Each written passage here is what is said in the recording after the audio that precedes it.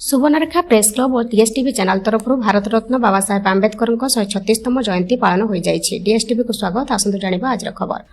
आज 14 तारिख मंगलवार 4टा समय सुवर्णरेखा कार्यालय में सुवर्णरेखा प्रेस क्लब पक्षर संविधान निर्माता डॉक्टर भीमराव आंबेडकर 136तम जन्म जयंती पालन हो जाएगी।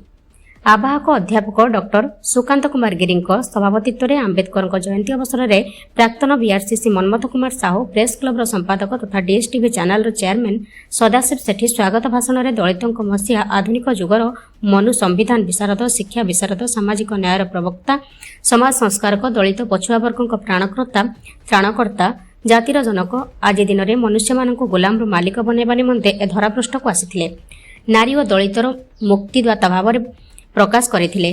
सैनिक संगठन सभापति कमललोचन पिला, प्राक्तन प्रधान शिक्षक सुधांशु पंझा, वरिष्ठ सांबादिक अजय कुमार साहू, गोपाल साहू, दिलीप साहू, कवयित्री सविता दास, जयंती जेना, रामचंद्र गंगाई प्रमुख सांबादिक श्रीहरि मंडल, सुवर्णरेखा प्रेस क्लब सभापति सन्यासी बेहेरा, समाजसेवी मनोज कुमार सी, मनोरंजन बेहेरा प्रमुख जोगदे आंबेडकर संघर्षमय जीवनी त्यागपूत जीवन सांविधानिक संविधान गणतंत्र लोकतंत्र बाबा साहेब द्वारा होइथिबा संपर्क में आलोचना करथिले।